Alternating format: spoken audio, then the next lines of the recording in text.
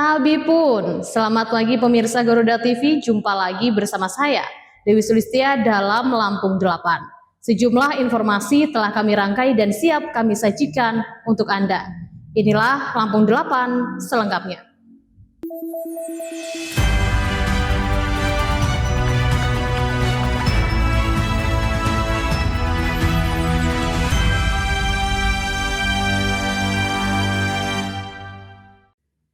Ya pemirsa, Gubernur Lampung Rahmat Mirzani Jausal melakukan peninjauan posko operasi modifikasi cuaca OMC di Bandara Raden Intan II Lampung Selatan pada Rabu 17 Desember 2025.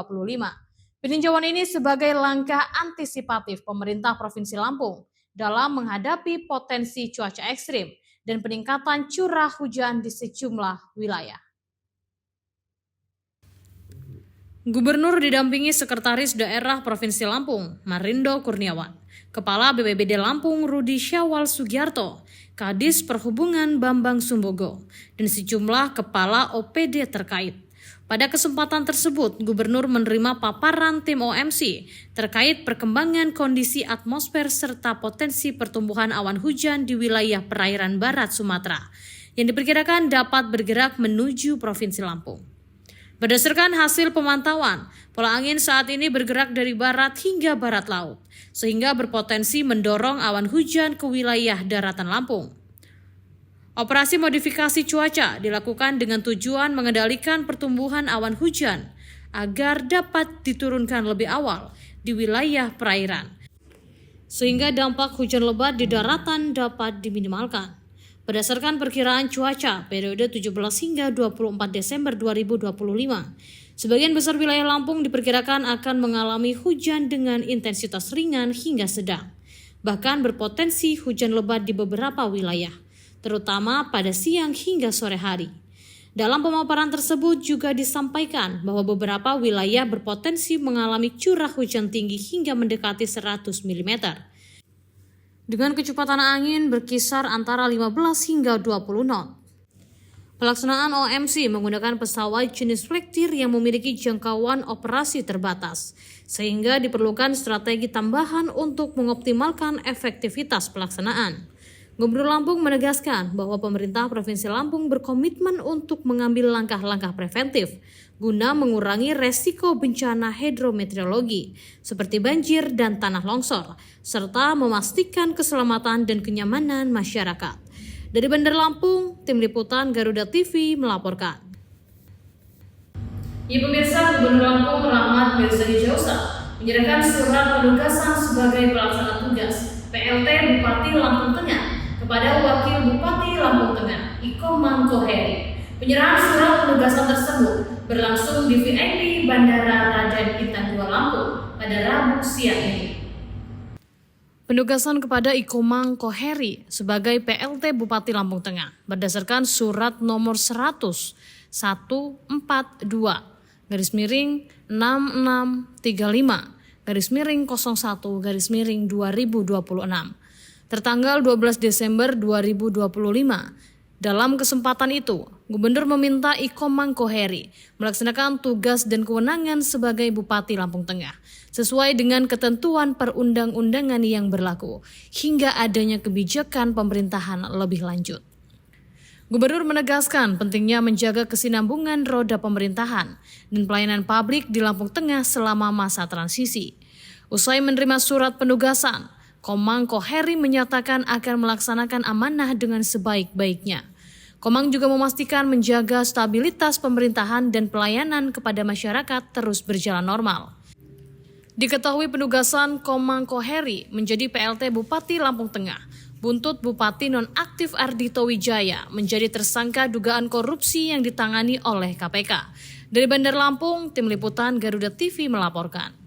Ya pemirsa, Wakil Menteri Transmigrasi Viva Yoga Mauladi didampingi Sekretaris Daerah Provinsi Lampung Marindo Kurniawan melakukan pelepasan 45 kepala keluarga peserta program Transkarya Nusantara Kementerian Transmigrasi tahun 2025.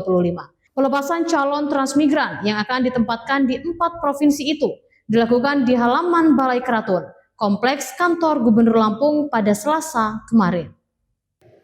Sebanyak 45 KK yang dilepas secara langsung berasal dari 4 provinsi, yakni Lampung, Banten, DKI Jakarta, dan Jawa Barat.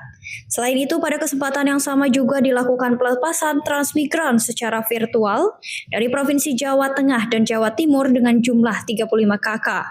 Dari Provinsi Lampung sendiri tercatat sebanyak 10 KK atau 33 jiwa yang mengikuti program tersebut. Wakil Menteri Transmigrasi Viva Yoga Mauladi mengatakan bahwa Lampung dipilih sebagai lokasi pelepasan transmigran karena memiliki nilai sejarah penting dalam program transmigrasi nasional. Menurutnya, Lampung merupakan contoh keberhasilan transmigrasi dalam memperkuat keutuhan negara Kesatuan Republik Indonesia.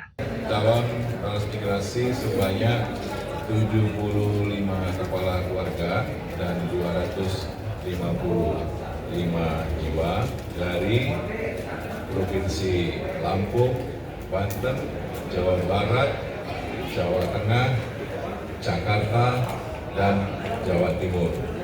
Viva menambahkan meskipun masyarakat Lampung berasal dari latar belakang yang berbeda, mereka mampu hidup rukun, berdampingan, dan saling bertoleransi. Itulah wajah Lampung. Viva Yoga juga menuturkan bahwa Lampung saat ini tidak lagi menjadi daerah tujuan transmigrasi, melainkan telah berkembang menjadi daerah asal transmigrasi. Viva menyebut program transmigrasi ini berorientasi pada peningkatan pendapatan dan kesejahteraan masyarakat. Peserta transmigrasi mendapatkan rumah dan lahan garapan. Ia menegaskan bahwa program transmigran sejalan dengan asta-cita Presiden Prabowo Subianto, khususnya dalam mendorong terbentuknya pusat-pusat pertumbuhan ekonomi baru.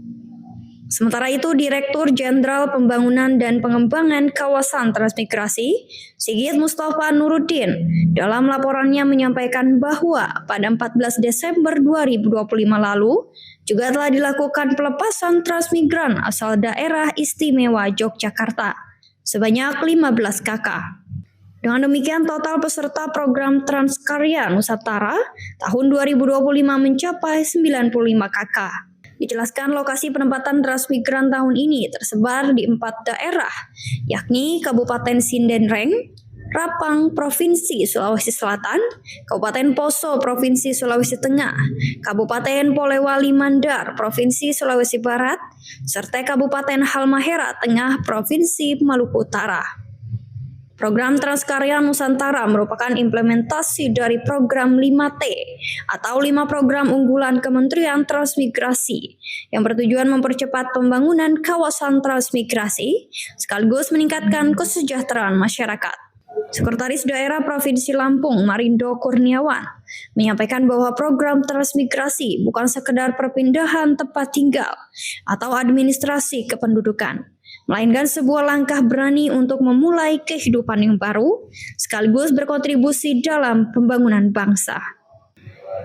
Menurut Marindo, melalui program ini, wilayah-wilayah baru tumbuh, kesempatan kerja terbuka, dan kehidupan yang lebih layak dapat diraih. Marindo menjelaskan bahwa tujuan utama transmigrasi adalah menciptakan pemerataan pembangunan agar seluruh daerah memiliki peluang yang sama untuk maju.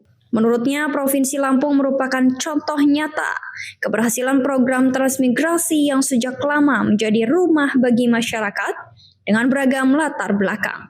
Marindo menambahkan program transmigrasi memberikan kesempatan yang adil bagi masyarakat untuk membangun kehidupan yang lebih mandiri dan sejahtera. Dari kawasan transmigrasi diharapkan lahir masyarakat yang produktif, saling mendukung, serta mampu menjadi penggerak pembangunan daerah. Kepada para calon transmigran, Marindo berpesan agar menjaga kesehatan dan keselamatan selama perjalanan serta membangun kebersamaan dengan sesama warga dan masyarakat setempat. Dari Bandar Lampung, Virgo Purwanto, Garuda TV melaporkan. Pemerintah Kabupaten Lampung Timur terus mendorong pelestarian budaya daerah yang dikemas secara kreatif dan modern. Hal tersebut tercermin dalam event Pugung Raharjo, Lomba Fashion Casual Tapis Lampung Timur, yang secara resmi dibuka Bupati Lampung Timur Ella Siti Nuryama, bertempat di situs Purbakala Pugung Raharjo, Kecamatan Sekampung Udik pada Senin 15 Desember 2025. Pemerintah Kabupaten Lampung Timur terus mendorong pelestarian budaya daerah yang dikemas secara kreatif dan modern. Hal tersebut tercermin dalam event Pugung Raharjo Lomba Fashion Casual Tapis Lampung Timur. Hadir dalam giat ini para asisten, para staf ahli, inspektur, sekretaris DPRD, para kepala OPD, para kepala bagian, direktur RSUD Sukadana, serta para camat di lingkungan pemerintah Kabupaten Lampung Timur. Bupati Ella menegaskan bahwa kain tapis merupakan warisan luhur nenek moyang, sekaligus identitas dan kebanggaan masyarakat Lampung. Melalui lomba fashion dengan konsep casual, tapis diperkenalkan dalam tampilan yang lebih sekar, modern, dan relevan dengan gaya hidup masa kini, khususnya bagi generasi muda. Sementara Wakil Bupati Lampung Timur Azwar Hadi menyampaikan bahwa pemilihan lokasi di kawasan situs Purbakala menjadi simbol kuat sinergi antara pelestarian sejarah dan pengembangan kreativitas modern. Menurutnya kegiatan ini menjadi contoh bagaimana warisan masa lalu dapat menjadi inspirasi masa depan. Ketua TPPKK Kabupaten Lampung Timur, Huzaimah Azwar Hadi, mengajak masyarakat khususnya kaum perempuan untuk bangga menggunakan produk budaya daerah dalam berbagai aktivitas. Ia menilai tapis memiliki potensi besar untuk dikembangkan sebagai usaha harian tanpa menghilangkan nilai tradisinya. Antusiasme masyarakat tampak tinggi sepanjang kegiatan berlangsung. Salah satu pengunjung, Rina, 27 tahun, warga Kecamatan Sekampung Udik, mengaku bangga melihat tapis ditampilkan dengan desain yang modern di kawasan bersejarah Pugung Raharjo. Hal senada disampaikan oleh Andi, 34 tahun, pelaku UMKM fashion lokal. Ia menilai lomba ini menjadi wadah promosi yang efektif bagi produk tapis Lampung Timur. Dari Lampung Timur, Garuda TV melaporkan. Pemerintah Kabupaten Lampung Tengah sangat mendukung program kemitraan tebu yang diadakan Sugar Group Company SGC. Selain bisa meningkatkan kesejahteraan petani, kemitraan tersebut juga mendukung suksesnya program pemerintah mempercepat hilirisasi tanaman tebu dalam rangka swasembada gula. Kepala Dinas Perkebunan, Peternakan, dan Perikanan Kabupaten Lampung Tengah, Roni Witono, saat menghadiri sosialisasi kemitraan tebu yang diadakan SGC di Kampung Sri Kencono, Kecamatan Bumi Napung, Lampung Tengah, mengatakan kemitraan tersebut mempercepat hilirisasi tanaman tebu. Tentu Pemkab sangat mendukung program kemitraan tebu antara SGC dan petani ini.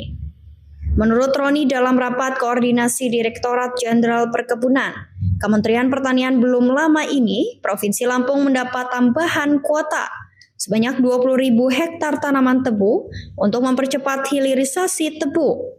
Menurut Roni, dalam rapat koordinasi Direktorat Jenderal Perkebunan, Kementerian Pertanian belum lama ini, Provinsi Lampung mendapat tambahan kuota 20.000 hektar tanaman tebu untuk mempercepat hilirisasi tebu dalam rangka program swasembada gula yang sudah dicanangkan Presiden Prabowo. Dari tambahan 20.000 hektar tambahan kuota untuk Provinsi Lampung tersebut, Lampung Tengah mendapat kuota 6.000 hektar, sehingga total untuk Lampung menjadi 31 hektar, karena kuota sebelumnya 11.000 hektar. Roni Witono menjelaskan Presiden ingin ada percepatan program swasembada gula. Presiden ingin solusi kekurangan kebutuhan gula bukan dengan impor, tetapi harus dengan produksi dari dalam negeri. Maka harus ada percepatan hilirisasi tanaman tebu. Roni juga menjelaskan program kemitraan adalah cara terbaik. Kemitraan harus menguntungkan kedua belah pihak, harus berlaku secara setara. Sementara itu, Camat Bumi Nabung, Darif Ansori, mengatakan sudah saatnya warga Bumi Nabung menghasilkan produk pertanian yang harganya stabil, yaitu dengan menanam tebu. Dengan menanam tebu, kesejahteraan petani bisa meningkat karena harganya stabil.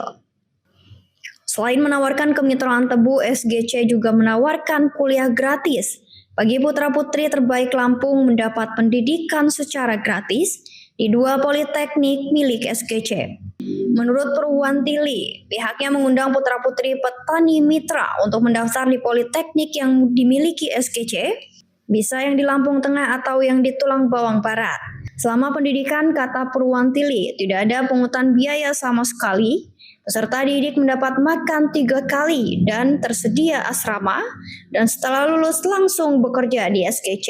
Dari Lampung Tengah, Garuda TV melaporkan. Setiap hari, 1,5 juta orang bekerja dari dini hari. Setiap hari, lebih dari 12.000 dapur serentak beroperasi. Setiap hari, lebih dari 35 juta porsi makanan disiapkan untuk meningkatkan gizi anak di seluruh Nusantara. Sebuah misi yang terdengar tak masuk akal demi masa depan Indonesia.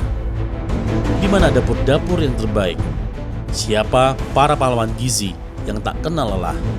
Tiap hari kami mencari, menginspeksi, mengamati SPPG atau Satuan Pelayanan Pemenuhan Gizi tanpa mereka tahu. Kami mata-mata MBG, independen dan netral, mencari bintang MBG di seluruh Indonesia. Saksikan Bintang MBG mulai Desember 2025 di Garuda TV. Wali Kota Bandar Lampung Eva Duyana menargetkan persoalan banjir di Kota Tapis Berseri dapat dituntaskan pada 2026 melalui program Gerebek Sungai yang dilakukan secara berkelanjutan dan lintas kecamatan. Target tersebut disampaikan Eva usai pelaksanaan Gerebek Sungai di Kelurahan Sukamaju, Kecamatan Teluk Betung Barat pada Selasa 16 Desember 2025 yang dilakukan bersama Brigif 4 Marinir atau PS. Menurut Eva, Gerebek Sungai tidak akan berhenti di satu lokasi. Program tersebut akan terus dilanjutkan dan diperluas ke wilayah lain sebagai bagian dari upaya penanggulangan banjir secara menyeluruh.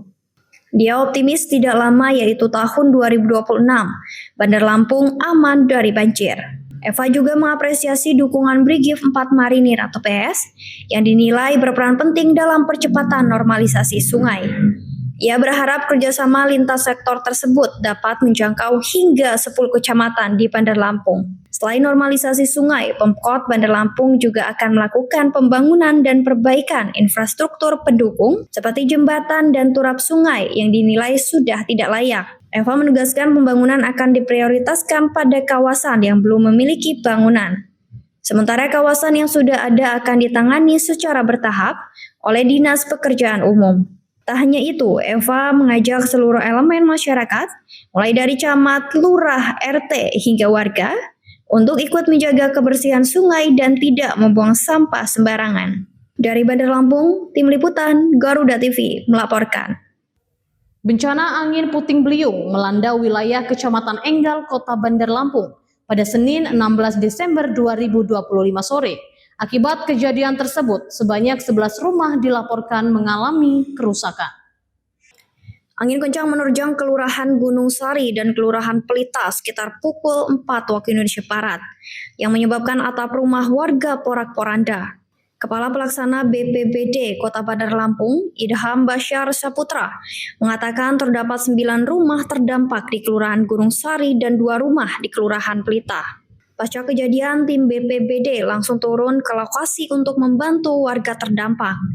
Ia menjelaskan kerusakan yang dialami warga tergolong ringan, didominasi oleh seng dan genteng rumah yang terlepas akibat terpaan angin kencang.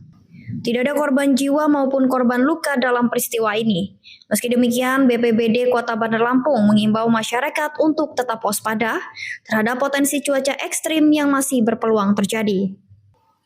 Dari Bandar Lampung, Garuda TV melaporkan. DPRD Provinsi Lampung menyusun rancangan peraturan daerah tentang perizinan pertambangan. Payung hukum yang akan dihadirkan tersebut selain memastikan adanya perlindungan dan pemulihan lingkungan, juga diharapkan menjadi penyumbang pendapatan asli daerah. Ketua Komisi 1 DPRD Lampung Garinca Reja Pahlevi mengatakan raperda tersebut diarahkan untuk menertibkan praktik pertambangan ilegal yang selama ini marak dan merugikan daerah. Selain itu, regulasi ini juga menegaskan kewajiban perbaikan lingkungan setelah aktivitas penambangan selesai. Menurutnya, Provinsi Lampung belum punya regulasi daerah yang secara khusus mengatur perizinan pertambangan, termasuk penambangan rakyat, padahal banyak aktivitas tambangnya. Ia menjelaskan ketiadaan payung hukum menyebabkan banyak aktivitas tambang berjalan tanpa izin dan tidak memberikan kontribusi terhadap pendapatan asli daerah atau PAD. Menurutnya, Raperda Perizinan Pertambangan akan mengatur secara menyeluruh mekanisme perizinan baik untuk perusahaan, pemangku kepentingan maupun masyarakat melalui skema wilayah penambangan rakyat. Skema tersebut sejalan dengan kebijakan nasional termasuk PP 39 yang tengah dibahas, yang membuka ruang bagi koperasi maupun perorangan untuk melakukan kegiatan penambangan secara legal. Garinca menambahkan tujuan utama Raperda ini adalah menciptakan keseimbangan antara peningkatan kesejahteraan masyarakat, kontribusi terhadap PAD, serta perlindungan dan pemulihan lingkungan. Tanpa regulasi yang jelas, tambang ilegal berpotensi terus tumbuh dan merusak lingkungan tanpa tanggung jawab pemulihan. Terkait proses penyusunan, Garinca menyebut Raperda ini telah melalui sejumlah tahapan, mulai dari pembahasan internal Komisi 1 DPRD Provinsi Lampung, penjaringan masukan dari Asosiasi Pertambangan, akademisi, hingga organisasi perangkat daerah. Raperda tersebut juga telah melalui tahapan uji publik sebelum memasuki tahap finalisasi. Ia juga mengungkapkan kewenangan pertambangan di tingkat provinsi saat ini mencakup galian C, sementara kewenangan lainnya berada di pemerintah pusat. Meski demikian, evaluasi kewenangan terus digagas agar tata kelola pertambangan di Lampung ke depan lebih tertib, legal, dan berkelanjutan. Dari Lampung, Garuda TV melaporkan. Setiap hari, 1,5 juta orang bekerja dari dini hari. Setiap hari, lebih dari 12.000 dapur serentak beroperasi. Setiap hari, lebih dari 35 juta porsi makanan disiapkan untuk meningkatkan gizi anak di seluruh Nusantara. Sebuah misi yang terdengar tak masuk akal demi masa depan Indonesia. Di mana dapur-dapur yang terbaik? Siapa para pahlawan gizi yang tak kenal lelah? Tiap hari kami mencari, menginspeksi, mengamati SPPG atau Satuan Pelayanan Pemenuhan Gizi tanpa mereka tahu. Kami mata-mata MBG, independen dan netral, mencari bintang MBG di seluruh Indonesia. Saksikan Bintang MBG mulai Desember 2025 di Garuda TV. Menghadapi fase hidrometeorologi basah yang diprediksi berlangsung hingga awal tahun 2026, pemerintah Provinsi Lampung dan pemerintah Kota Bandar Lampung resmi memperkuat sinergi lintas sektor atas instruksi langsung Gubernur Lampung Rahmat Mirzani Jausal. Seluruh jajaran kini meningkatkan kewaspadaan penuh terhadap potensi cuaca ekstrim, banjir, dan tanah longsor. Fase hidrometeorologi basah yang diprediksi berlangsung hingga awal tahun 2026. Pemerintah Provinsi Lampung melalui koordinasi intensif dengan BPBD Provinsi Lampung memetakan titik rawan di seluruh wilayah. Berikut langkah strategis yang saat ini tengah dilaksanakan di lapangan. Sebagai langkah respon cepat, alat-alat berat telah disiagakan dan ditempatkan lebih awal di titik-titik yang teridentifikasi rawan banjir dan longsor. Fokus utama penempatan dilakukan di wilayah pesisir dan bantaran sungai guna menjamin penanganan darurat dapat dilakukan segera saat dibutuhkan tanpa kendala mobilisasi. Pemerintah terus mengebut penguatan infrastruktur pengendali banjir. Pemantauan kondisi lapangan dilakukan secara berkelanjutan untuk memastikan seluruh drainase dan tanggul dalam kondisi optimal. Hal ini dibarengi dengan rencana normalisasi sungai yang melibatkan sinergi bersama unsur TNI Angkatan Darat, Kodam 2 Sriwijaya, dan TNI Angkatan Laut, Brigif 4 Marinir atau PS. Sinergi antara organisasi perangkat daerah OPD terus diperkuat. Koordinasi ini bertujuan untuk memastikan manajemen penanganan bencana berjalan secara terpadu. Mulai dari pemantauan cuaca, kesiapan logistik hingga tindakan evakuasi jika diperlukan. Gubernur menghimbau masyarakat untuk tetap tenang namun waspada, serta aktif menjaga kebersihan lingkungan dengan tidak membuang sampah ke aliran sungai, demi kelancaran arus air selama musim penghujan. Dari Bandar Lampung, Tim Liputan Garuda TV melaporkan. Pemerintah Kabupaten Tanggamus bersama Kejaksaan Negeri Tanggamus panen raya padi di Kecamatan Wonosobo, Kabupaten Tanggamus pada Selasa 16 Desember 2025. Panen raya dilaksanakan di area persawahan Kecamatan Wonosobo dengan menggunakan mesin pemotong padi. Kepala Kejaksaan Negeri Tanggamus Subari Kurniawan bersama Wakil Bupati Tanggamus, Agus Ranto, turun langsung ke sawah untuk melakukan panen. Kegiatan ini merupakan bentuk sinergi antara pemerintah daerah dan kejaksaan dalam mendukung program ketahanan dan swasembada pangan nasional. Petani Mitra Adiaksa mengelola lahan kurang lebih 50 hektar. Jadi diperkirakan panen hari ini kisarannya 275 ton. Dari 50 hektar sawah binaan antara petani dan kejaksaan, hasil panen diperkirakan mencapai 275 ton gabah. Ini menunjukkan hasil positif dari pendampingan dan pembinaan yang kami lakukan. Sementara itu, Kepala ULP Wonosobo Catur menyampaikan bahwa panen raya ini merupakan hasil dari program penyuluhan dan pembinaan kelompok tani dalam mendukung Astra Cita Presiden. Alhamdulillah kemarin kami diserap oleh Bulog. Untuk dalam waktu 2 minggu kami sudah setor sampai 1.000 ton untuk Kecamatan Wonosobo. Dari 1.852 hektar sawah di Kecamatan Wonosobo, hasil panen meningkat signifikan. Kami sudah mendistribusikan gabah ke Bulog sebanyak 1.000 ton sesuai target. Bahkan panen kali ini surplus sehingga serapan Bulog maksimal hingga 9.000 ton dan sisanya diserap pedagang lokal. Panen raya ini diharapkan mampu meningkatkan kesejahteraan petani sekaligus memperkuat ketahanan pangan di Kabupaten Tanggamus. Dari Tanggamus, Hardi Suprapto, Garuda TV melaporkan. Setiap hari, 1,5 juta orang bekerja dari dini hari. Setiap hari, lebih dari 12.000 dapur serentak beroperasi. Setiap hari, lebih dari 35 juta porsi makanan disiapkan untuk meningkatkan gizi anak di seluruh Nusantara. Sebuah misi yang terdengar tak masuk akal demi masa depan Indonesia. Di mana dapur-dapur yang terbaik? Siapa para pahlawan gizi yang tak kenal lelah? Tiap hari, kami mencari, menginspeksi, mengamati SPPG atau Satuan Pelayanan Pemenuhan Gizi tanpa mereka tahu. Kami mata-mata MBG, independen dan netral, mencari bintang MBG di seluruh Indonesia. Saksikan Bintang MBG mulai Desember 2025 di Garuda TV. Tim Bazar Polres Tanggamus membekuk 2 pelaku pembunuhan pasangan suami istri di Pekon Waipirn, Kabupaten Tanggamus. Kedua pelaku diduga tetangga korban sendiri. Pembunuhan terhadap Rohimi 55 tahun dan Suryati 50 tahun terjadi pada malam Minggu lalu. Kejadian ini baru diketahui jelang dini hari setelah anak dan adik kandung korban curiga karena pesan WhatsApp tidak dibalas. Bersama anak korban, mereka mendatangi rumah pasangan suami istri tersebut. Seluruh pintu dalam keadaan terkunci dan tidak ada satupun lampu menyala. Karena tidak ada jawaban saat dipanggil, mereka memecahkan kaca jendela. Di dalam rumah, kedua korban ditemukan tergeletak tak bernyawa di ruang makan bersimpah darah. Warga yang mengetahui kejadian tersebut langsung berkumpul dan melaporkan ke pihak kepolisian.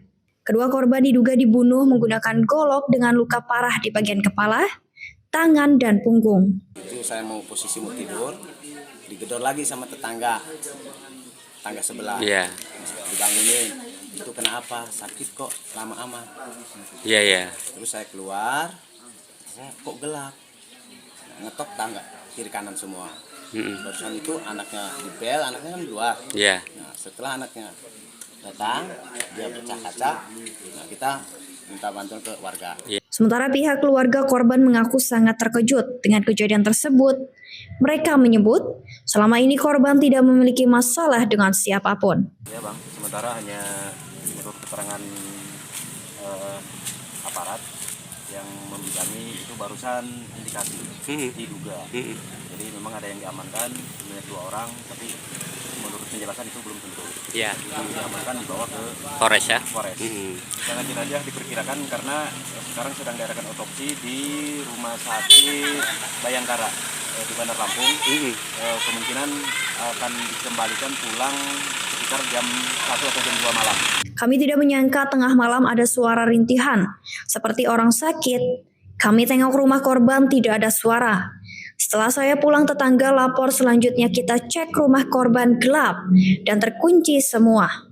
Selanjutnya adik korban dan anak masuk ke rumah korban dengan memecahkan kaca. Polisi masih mendalami motif pembunuhan serta melakukan pemeriksaan intensif terhadap kedua terduga pelaku. Kasus ini ditangani langsung oleh Satreskrim Polres Tenggamus. Dari Tenggamus, Hardi Suprapto, Garuda TV, melaporkan. Pemerintah Provinsi Lampung menggelar Gebiar Samsat 2025 di halaman kantor UPTD Samsat Raja Basa Bandar Lampung pada Selasa kemarin. Gebiar Samsat 2025 ini adalah bentuk apresiasi kepada masyarakat yang taat membayar pajak kendaraan bermotor tepat waktu. Harapannya juga menjadi upaya meningkatkan kesadaran dan kepatuhan wajib pajak dalam mendukung pembangunan daerah. Gebiar Samsat 2025 menyediakan berbagai hadiah menarik dengan total nilai ratusan juta rupiah. Rinciannya 5 paket umroh, 5 unit sepeda motor, 4 unit sepeda, 3 unit televisi, 3 unit kulkas, 5 unit Magico, 5 unit dispenser, dan 5 unit kipas angin. Seluruh hadiah diberikan melalui mekanisme undian. Sekretaris Daerah Provinsi Lampung Marindo Kurniawan mengatakan lewat Gebiar Samsat ini, pemerintah menyampaikan terima kasih kepada seluruh wajib pajak. Ia menegaskan pajak yang dibayarkan masyarakat akan kembali dalam bentuk pembangunan dan peningkatan pelayanan publik mulai dari perbaikan infrastruktur hingga pelaksanaan program sosial. Menurutnya, kepatuhan membayar pajak merupakan salah satu kunci agar pembangunan Lampung terus berjalan berkelanjutan. Sekda Provinsi Marindo menyampaikan apresiasi atas tingginya partisipasi masyarakat dalam program pemutihan pajak kendaraan bermotor tahun 2025. Tercatat sekitar 450.000 unit kendaraan memanfaatkan program tersebut. Selain itu, melalui kebijakan pembebasan biaya balik nama kendaraan bermotor, serta pembebasan pokok PKB bagi kendaraan mutasi masuk, sebanyak 8.000 unit kendaraan dari luar Provinsi Lampung kini resmi terdaftar dan berkontribusi terhadap pendapatan daerah. Sementara itu, Kepala Badan Pendapatan Daerah Bapenda Provinsi Lampung, Slamet Riyadi mengatakan, Gebiar Samsat bertujuan memberikan apresiasi kepada wajib pajak yang patuh, meningkatkan kesadaran masyarakat, serta mengoptimalkan penerimaan PKB sebagai salah satu sumber utama pendapatan asli daerah. Slamet menjelaskan peserta Gebiar Samsat adalah seluruh wajib pajak yang telah membayar PKB pada periode 1 Januari hingga 15 Desember 2025. Khusus hadiah paket umroh, peserta merupakan wajib pajak yang taat membayar PKB selama 5 tahun berturut-turut. Sedangkan hadiah sepeda motor diperuntukkan bagi wajib pajak yang patuh minimal 3 tahun berturut-turut. Menurut Slamet, proses pengundian dilakukan secara terbuka dan transparan menggunakan sistem komputer acak, serta disaksikan oleh pihak terkait untuk menjamin keadilan bagi seluruh peserta. Adapun rangkaian Gebiar Samsat 2025 meliputi sosialisasi program, pengumpulan dan verifikasi data peserta dari seluruh Samsat, pelaksanaan pengundian, serta penetapan dan pengumuman pemenang. Dari Bandar Lampung, Garuda TV melaporkan. Demikian pemirsa, informasi tadi sekaligus mengakhiri perjumpaan kita pada hari ini. Saya Dewi Sudistia beserta kru dan jajaran yang bertugas pamit undur diri dan sampai jumpa.